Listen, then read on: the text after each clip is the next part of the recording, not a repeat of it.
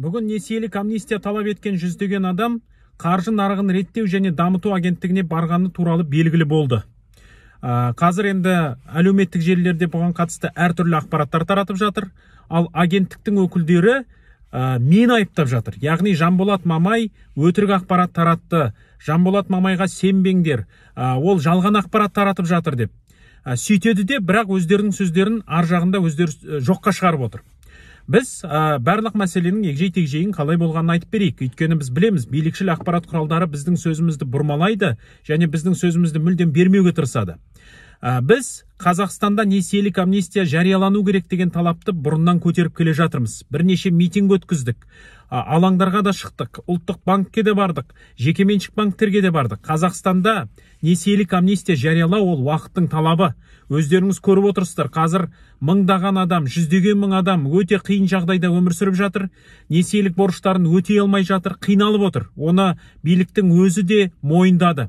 Ал енді жекеменшік банктерге, яғни бір қатар олигархтарға тиесілі банктерге осы жылдары 20 миллиард долларға жуық қаражат көмек көрсетілді.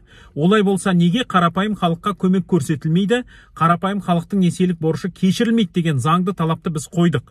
Біз осы күнге дейін қаржы нарығын реттеу агенттігіне бірнеше рет бардық. Тікелей эфирлер біздің әлеуметтік желілерімізде болды. Басшылығымен біз кездестік. Сол жерде агенттіктің басшылығы бір сөз айтқан жоқ. Жанболат Мамайдың айтып жүргені фейк, барлығы өтірік деп. Ешқандай өтірік деген сөз болған жоқ. Олар халықты қабылдады, сөйлесті.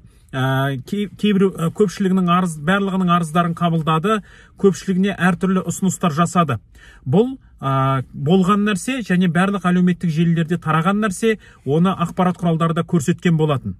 Ал енді Қазақстанда жалпы біз осы несиелік амнистияны талап ету-етпеу мәселесі ол күн тәртібіндегі үлкен проблеманың бірі. Сондықтан мен ағайындарға айтатыным, құрметті азаматтар, өздеріңіз өз беттеріңізбен баратын болсаңыздар, әрине агенттіктің өкілдері әртүрлі ақпараттарды таратады, ол фейк дейді, ол өтірік дейді, әртүрлі мәліметтерді береді. Сондықтан біз белгілеген күні, яғни демократиялық партия біз белгілеп отырамыз, осы күні біз агенттікке барамыз, осы күні жекеменшік банктерге барамыз деп. Міне сол белгілеген күні бізбен бірге барыңыздар, агенттікке де, банктың өкілдеріне де. Біз алдағы уақытта агенттіктің алдына бармайтынымызды міндетті түрде хабарлаймыз, күнін белгілейміз. Міне сол кезде бірге барыңыздар, сол кезде біз нақты талапты қоямыз, нақты сол агенттіктің басшылары шығуын талап етеміз және нақты арыздарыңызды түгелдей қабылдатамыз. Ал енді әр адам өз бетінше баратын болса, әрине олар мынау фейк, мынау өтірік деп адамдар таратып жіберуге тырысады. Сондықтан несиелік амнистияны бірге талап етейік. Қазір біз чаттарымызды құрдық, көптеген чаттарымыз бар, сол чаттарымызға қосылыңыздар, біздің парақшаларымызға жазылыңыздар. Осы жерде біз барлық мәліметтерді, барлық деректерді, барлық болып жатқан жайттардың барлығын айтып жатырмыз, көрсетіп жатырмыз, барлығын жариялап жатырмыз. Сондықтан мына биліктің таратып жатқан Мамайдікі фейк дегені ол таза өтірік. Неге десеңіздер, біз фейк ақпарат таратпаймыз. Біз еш уақытта Қазақстанда несиелік амнистия жарияланды, барлығының несиесі кешіріледі деген сөзді айтқан жоқпыз. Ондай сөз болуы да мүмкін емес.